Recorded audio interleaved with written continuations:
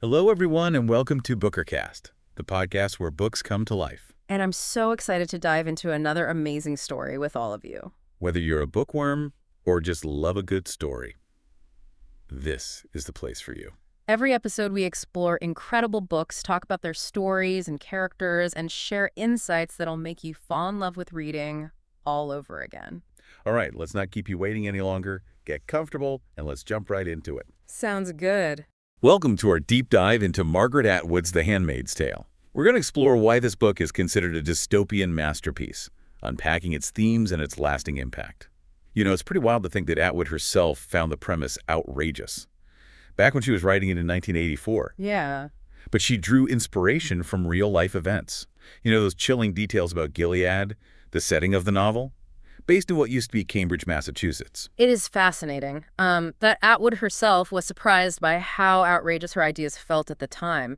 But instead of shying away, she leaned into that feeling, crafting a world that felt both terrifyingly possible and starkly different from our own. Okay, so what is this outrageous premise? Well, the story plunges us into Gilead, a theocratic dictatorship that has overthrown the U.S. government. They're fixated on declining birth rates and their solution, forcing fertile women, called handmaids, into sexual servitude to repopulate their society. Whoa, that sends chills down my spine. Forcing women into sexual servitude just to have babies. It sounds like something out of a nightmare. Exactly. And that's what makes The Handmaid's Tale so powerful. It holds up a mirror to our own anxieties and forces us to confront the potential for darkness, even in seemingly civilized societies. And the fact that Gilead is set in Cambridge, Massachusetts, a place known for intellectual freedom and progressive thought, it adds another layer of unease. It's like Atwood is saying this could happen anywhere, even in the most unexpected places. And there's this symbolic connection to Harvard University, right? I mean, Harvard was once a Puritan theological seminary, which definitely connects to the whole theocratic nature of Gilead. Plus, Atwood uses actual locations in Cambridge. She turns the Widener Library, this grand historic place of learning, into the headquarters of Gilead's secret police, the Eyes. Right. It's not just some random location. Atwood chose Cambridge deliberately, drawing parallels between Gilead's theocracy and the Puritan roots of American history, and by transforming the Widener Library, a symbol of knowledge and intellectual pursuit, into a center of surveillance and control. She's making a powerful statement about how easily institutions can be corrupted and turned against the people they're supposed to serve. So you're saying that this isn't just some far-fetched fantasy. Atwood is grounding her dystopia in very real historical and cultural contexts. She's basically saying, look, this isn't as outlandish as you might think. These seeds of oppression are already present in our world. Exactly. And that's what makes it so unsettlingly relevant, even today. And she wrote the book while living in West Berlin, a city literally divided by ideology. It makes you wonder how her surroundings influenced her writing, especially the themes of freedom, surveillance, and the fragility of democracy. It's hard to imagine a more potent backdrop for a novel about totalitarian control. Atwood was acutely aware of how quickly freedom can be lost and how power can be abused. And those experiences undoubtedly shaped the world of Gilead. Okay, let's talk about Offred, our protagonist. We experience this whole messed up world through her eyes. What's her deal? Offred is an ordinary woman living in extraordinary circumstances. Her real name is unknown. She's known only as Offred, meaning Offred, signifying her ownership by the commander. She's stripped of her identity, her family, her freedom. Wait, so Offred isn't her real name? It's like she's been reduced to a possession. No wonder she's struggling. It's got to be hard to hold on to any sense of self when you're constantly being told you're nothing more than a vessel for someone else's child. You hit the nail on the head. That's one of the most disturbing aspects of Gilead. The systematic erasure of women's identities. They're stripped of their names, their professions, their personal histories, all to fit into this rigid social hierarchy. And it's not just their names, right? They even have these color-coded uniforms. Red for the handmaids, blue for the wives, green for the Marthas, who are like domestic servants. Absolutely. That color coding is a visual representation of Gilead's obsession with control. It reinforces the strict social hierarchy at every turn, leaving no room for individuality or self-expression. And how do they even enforce this level of control? Like, do people just go along with it? Well, fear plays a huge role. Gilead uses public executions, called salvagings, to terrorize people into submission. Hold on, salvagings. Whee! That sounds pretty euphemistic for something so brutal. What exactly are we talking about here? Imagine public hangings or stonings, all staged for maximum impact. They're meant to be a spectacle, a warning to anyone who might dare to question the regime. It's like something out of a history book, some barbaric practice from the Dark Ages. But this is happening in what used to be the United States. That's the truly terrifying part. Exactly. Atwood draws on historical examples of oppression to make Gilead feel disturbingly real. It's a reminder that the potential for cruelty and tyranny exists in every society, and it only takes the right conditions for it to flourish. And then there's the constant surveillance. Gilead has these creepy eyes everywhere, watching for any sign of dissent. Plus, they have the ants. Who are these older women tasked with indoctrinating and policing the handmaids? Right. It's like a multi-layered system of control. The eyes are the secret police, always lurking in the shadows, ready to punish any perceived transgression. And the ants use a twisted version of feminism, claiming to empower women while actually stripping them of their basic human rights. So it's not just brute force. They're using psychological manipulation and propaganda to control people's minds, too. It's like they've infiltrated every aspect of life, from the language people use to the clothes they wear to the thoughts they're allowed to think. You're exactly right. Atwood is showing us how totalitarian regimes operate. They don't just control your actions, they control your thoughts, your beliefs, your very sense of self. And that's what makes Gilead so chillingly effective. It's a slow, insidious process of erosion, gradually stripping away everything that makes us human. And within this whole messed up system, we still see Offred clinging to her humanity, remembering her life before Gilead. There's this one quote that really struck me. We yearned for the future. How did we learn it? That talent for insatiability was in the air, and it was still in the air, an afterthought as we tried to sleep. It shows that even in the darkest of times, people still long for connection, for hope. That quote speaks volumes about the resilience of the human spirit, even when stripped of everything, even when facing unimaginable oppression. There's still this yearning for something more, a refusal to be completely broken. It's like that tiny flicker of a candle in a pitch-black room. And it makes me think about all the small acts of resistance that Offred engages in, like stealing a pat of butter or hiding a forbidden magazine. They might seem insignificant, but they're actually incredibly powerful. Absolutely. Those small acts of rebellion are her way of clinging to her sanity, of asserting her individuality in a world that seeks to erase it. They're a reminder that even in the face of overwhelming power, human beings have an innate need for agency, for self-determination. It makes you wonder what you would do in that situation. Would you be able to find that inner strength to resist, even in the smallest ways, or would you just crumble under the pressure? That's the question Atwood wants us to ask ourselves. What are our limits? What compromises would we be willing to make in order to survive? And are there lines we would never cross, no matter the cost? Those are some heavy questions, but I think they're important ones to grapple with, especially in today's world, where we're seeing a rise in authoritarianism and the erosion of democratic values. You're absolutely right. The Handmaid's Tale isn't just a work of fiction, it's a cautionary tale. A warning about what can happen when we take our freedoms for granted. And it reminds us that resistance isn't always about grand gestures or violent revolutions. Sometimes it's about those quiet acts of defiance, those moments of choosing humanity over conformity. Exactly. And that's what makes Offred's story so compelling. She's not a superhero or a freedom fighter. She's an ordinary woman trying to survive in an extraordinary situation. And her struggle resonates with us because it speaks to the power of the human spirit to endure, to resist, to hope, even in the face of unimaginable darkness. And speaking of hope, there's this other character, Moira, Offred's rebellious friend, who really embodies that spirit of resistance. Moira is like a force of nature, refusing to be broken by Gilead's oppression. She's fiercely independent, quick-witted, and utterly fearless. And her daring escape from the Red Center, where handmaids are trained, is one of the most exhilarating moments in the novel. It's like this burst of energy, a reminder that even in the darkest of times, there's still hope for freedom. Exactly. Moira represents that unyielding part of the human spirit that refuses to be crushed. Her presence in the novel is a constant reminder that even in the face of overwhelming odds, there are people who will fight for their freedom, who will risk everything to reclaim their humanity. And it's not just about physical escape, right? Moira's resistance is also about refusing to conform, to be molded into Gilead's ideal of womanhood. She maintains her sense of self, her sexuality, her rebellious spirit, even when surrounded by oppression. You're right. Moira's resistance is multifaceted. It's about physical freedom, yes, but it's also about mental and emotional freedom. It's about refusing to let Gilead define who she is. about holding on to her own values and beliefs, even when they're deemed dangerous or subversive. It's like she's this beacon of hope, showing Offred and the other handmaids that another way of life is possible, that resistance is not futile. Exactly. Moira's presence in the novel is a constant reminder that even in the most oppressive environments, the human spirit can find ways to resist, to rebel, to hold on to hope. And that's a powerful message, one that resonates deeply with readers even today. And speaking of powerful messages, there's this mysterious Latin phrase that Offred finds scratched into her closet. Nolite bastar scorondorum. It sounds so intriguing and rebellious. What's the story behind that? Ah, yes.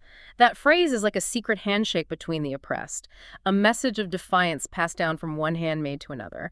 And what's fascinating is that it's not actual Latin. It's a made-up phrase, which adds another layer of meaning. Wait, so it's not real Latin. That's even more intriguing. So what does it mean then? Well, the commander tells Offred it's a schoolboy joke, something defiant and rebellious. But for Offred, it becomes a symbol of hope, a message from the past that reminds her she's not alone in her resistance. It's like a lifeline, a connection to those who came before her and those who might come after. It's a powerful symbol of the enduring human spirit, the refusal to be completely broken by oppression. Exactly. And it highlights the importance of language and symbolism in resisting totalitarian regimes. Even when words are controlled and censored, people find ways to communicate, to express their dissent, to keep the flame of rebellion alive. It's like that saying, the pen is mightier than the sword. Even in a world where freedom of speech is suppressed, ideas can still spread, hope can still be ignited. And that's a pretty powerful message, especially in today's world, where we're seeing increasing attempts to control information and silence dissent. You're absolutely right. The Handmaid's Tale reminds us that language is a powerful tool, both for those in power who seek to control and manipulate, and for those who resist, who use words to challenge, to inspire, to connect. And that's a battle that's being fought right now, all over the world. And sometimes those sparks of resistance come from unexpected places, like from the commander himself. You're right. Offred's relationship with the commander is one of the most complex and unsettling aspects of the novel. He's a high-ranking official in Gilead, one of the architects of the very system that oppresses Offred. Yet he invites her into his study for forbidden games of Scrabble and secret conversations. It's so confusing. Is he trying to be human with her? Or is it just another form of manipulation, a way to exert his power and control? I'm really struggling to understand his motivations. And that's the brilliance of Atwood's writing. She doesn't give us easy answers. The commander remains an enigma, a symbol of the complicated nature of power, and the moral ambiguities that can arise even within the most oppressive regimes. His actions raise questions about complicity, about the subtle ways in which even those who seem to benefit from a system can be tracked by it. It's like he's both the jailer and a potential liberator, which is such a mind-bending concept. And that ambiguity carries over to the ending of the book. Absolutely. The ending is famously ambiguous, leaving us wondering about Offred's fate. Does she escape with the Mayday resistance? Or does she fall victim to Gilead's brutal justice? Atwood doesn't tell us, forcing us to grapple with the uncertainty that hangs over Offred's future and the future of Gilead itself. And that's one of the things that makes The Handmaid's Tale so unforgettable. It stays with you long after you finish the book. It certainly does. The lack of resolution mirrors the uncertainty Offred feels throughout the novel. It's like we're left hanging in the balance just as she is, unsure of what the future holds.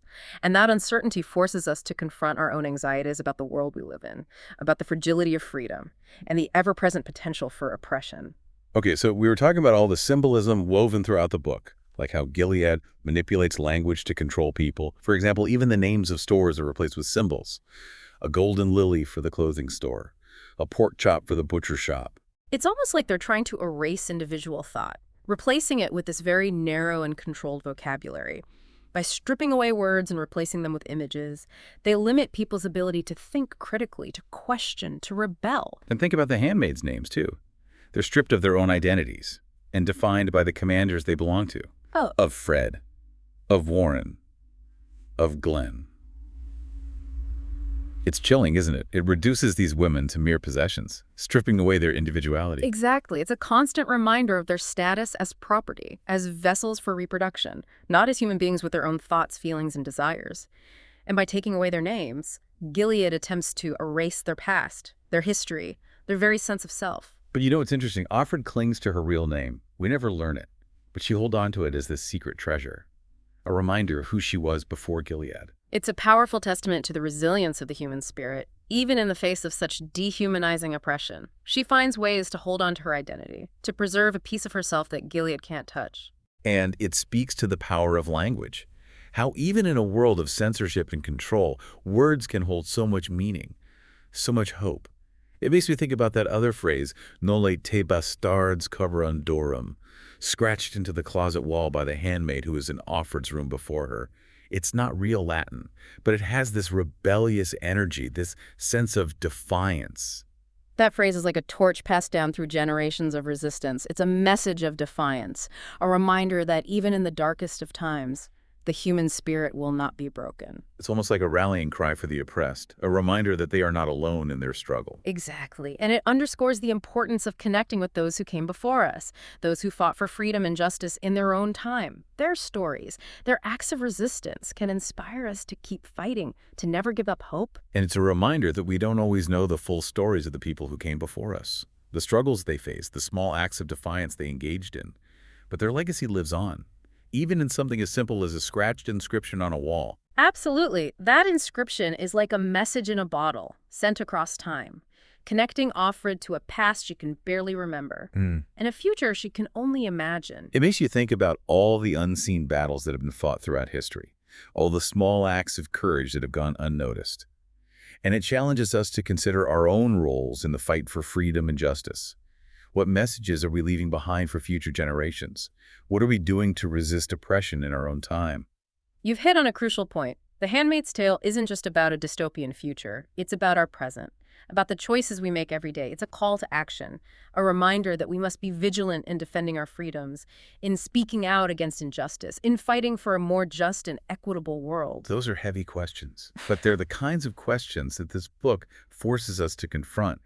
And that's what makes it so important, so relevant, even decades after it was published. You're absolutely right. It's not just a story, it's a mirror reflecting our own anxieties, and a warning about the potential for darkness to take root in any society.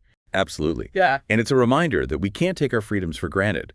The novel challenges us to be critical thinkers, to question the narratives we're presented with, and to speak out against injustice wherever we see it. And one of the most thought-provoking aspects of the novel is how it explores the role of women in both upholding and resisting oppression.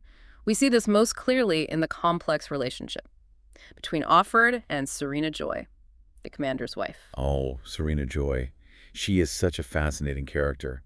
Complicated, powerful, and ultimately tragic. I mean, she was a public figure before Gilead, advocating for traditional gender roles and the sanctity of the home. It's ironic, isn't it? She helped create the very system that now confines her. It's a classic case of be careful what you wish for. Serena Joy is a cautionary tale about the dangers of extremism, about how even those who believe they're acting in the best interests of society can become complicit in creating systems of oppression that ultimately harm everyone, including themselves. She's trapped in this gilded cage, stripped of her own agency, and forced to play a role she may not even believe in anymore. Exactly, and her resentment and frustration are palpable. She's surrounded by power and privilege, yet she's ultimately powerless within the very system she helped create. And her relationship with Offred is so fraught with tension. There's resentment, jealousy, and maybe even a twisted sort of understanding between them. They're both victims of Gilead's patriarchy, but they also perpetuate it in different ways. Serena Joy by enforcing the rules, and Offred by participating in the ceremony, the ritualized monthly rape that's meant to result in pregnancy. It's like they're both caught in this web of power and control, unable to break free. They're both playing roles, but neither of them is truly in control. Exactly. And that's what makes their interaction so compelling. They're constantly negotiating their positions within this oppressive system, trying to find some semblance of power or control in a world that denies them both. And even in their limited interactions, there are these moments of unexpected connection, like when Serena Joy gives Offred a cigarette and tells her to find a match, or when she arranges for Offred to see Nick. Those are fascinating moments because they blur the lines between oppressor and oppressed, suggesting that even within the rigid hierarchy of Gilead, there's still room for empathy, for human connection. It makes you wonder, are these genuine acts of kindness? Or are they just another form of manipulation? Is Serena Joy trying to help Offred? Or is she just using her for her own purposes? It's hard to say for sure. That's the genius of Atwood's writing. She doesn't give us easy answers, and that ambiguity is what makes The Handmaid's Tale so powerful. It forces us to wrestle with these complex questions about morality, power, and the human condition. And then, of course, there's Moira. Yeah. We can't talk about resistance without mentioning her. She's such a force of nature, such a powerful symbol of defiance. Absolutely. Moira represents the unyielding spirit of rebellion. She refuses to be broken by Gilead. And her daring escape from the Red Center is one of the most exhilarating moments in the novel. It's like this burst of energy, a reminder that even in the darkest of times, there's hope for freedom. But her story doesn't exactly have a happy ending, does it? No, unfortunately it doesn't. We learn that she escaped to Canada, only to end up working in a place called Jezebel's, a brothel for the commanders. It's such a heartbreaking twist. She fought so hard for freedom, only to find herself trapped in another form of exploitation.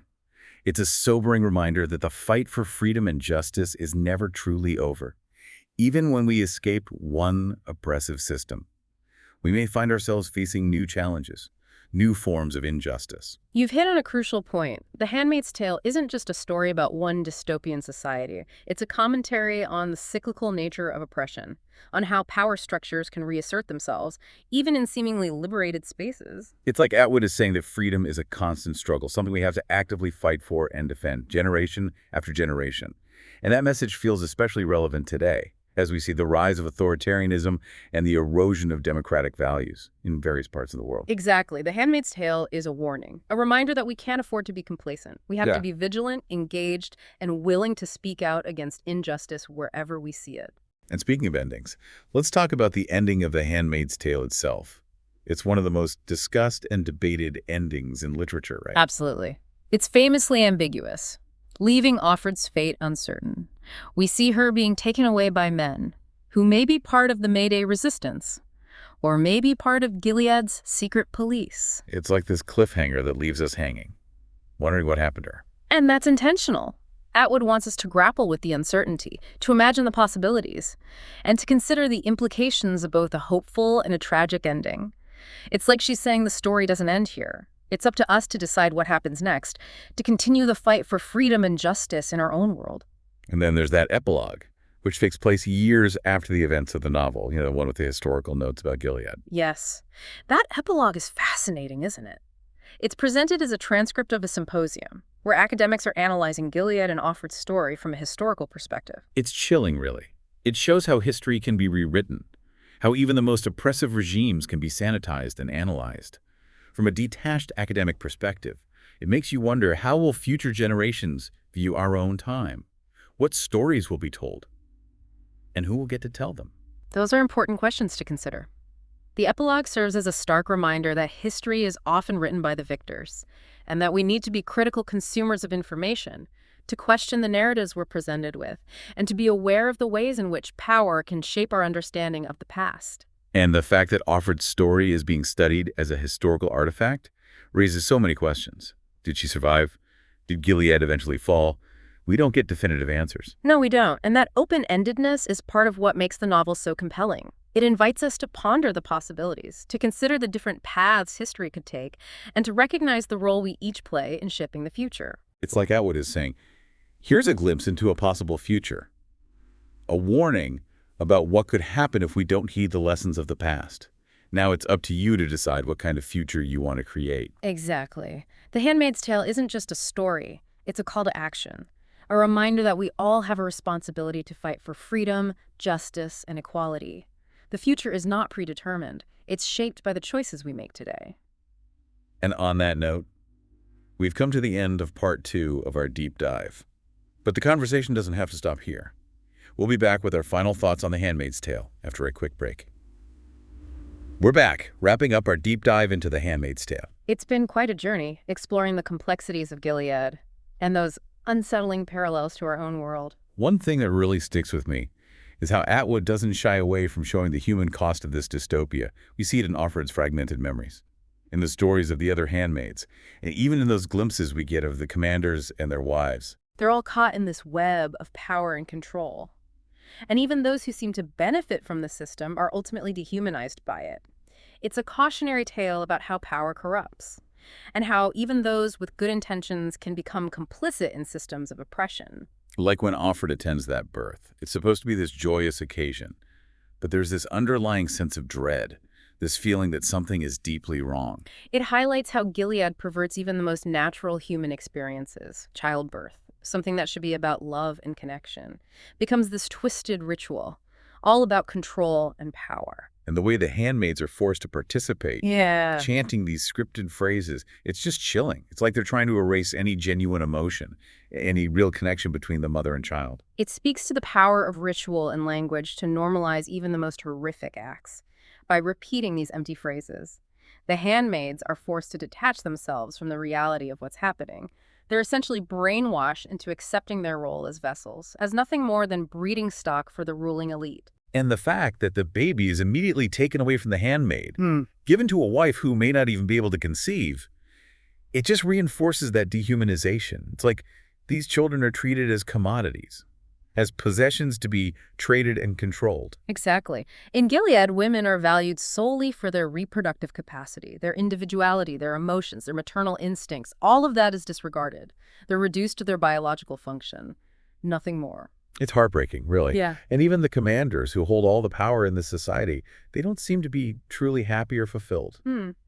We see glimpses of their humanity, their loneliness, their longing for something more than the sterile rituals of Gilead.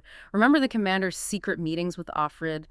His desire to play Scrabble, to have conversations about the world before. Yeah, it's like he's trying to recapture some sense of normalcy, some connection to his own past, to a time before Gilead's rigid control. But even his attempts at connection, at finding some semblance of human intimacy, are ultimately tainted by his position of power. He's still the one in control, the one dictating the terms of their interactions. He may be seeking solace, but he's also exploiting Offred, using her for his own emotional needs. It's a reminder that power corrupts, and that even those who seem to be in control can be victims of the systems they create. They may have material wealth, social status, and authority, but they've lost something far more valuable, their humanity, their capacity for genuine connection, their ability to experience the world without the lens of power and control. You've hit on a crucial point. The Handmaid's Tale isn't just about the oppressed. It's also about the oppressors, about how they, too, are trapped in a system that dehumanizes everyone. It's a reminder that power is a double-edged sword, capable of corrupting even those with the best of intentions. And that brings us back to the ending of the novel, that ambiguous moment where Offred is taken away. We don't know for sure what happens to her, but the epilogue suggests that Gilead eventually falls. It implies that even the most oppressive regimes are not eternal. That resistance, however small or hidden, can ultimately prevail. It's a message of hope, a reminder that even in the darkest of times, the human spirit can endure, and that change is always possible. And that's why The Handmaid's Tale continues to resonate with readers today. It's a warning about the dangers of complacency, about the ways in which our own world could slide toward dystopia if we're not careful. It challenges us to be critical thinkers, to question authority, and to fight for the values we believe in. It reminds us that freedom is precious, that equality is worth fighting for, and that our voices matter. It's a call to action, a challenge to make sure that the nightmarish world of Gilead remains a fictional warning, not a blueprint for our future. And on that note, we've reached the end of our deep dive into The Handmaid's Tale, but the conversation doesn't have to stop here.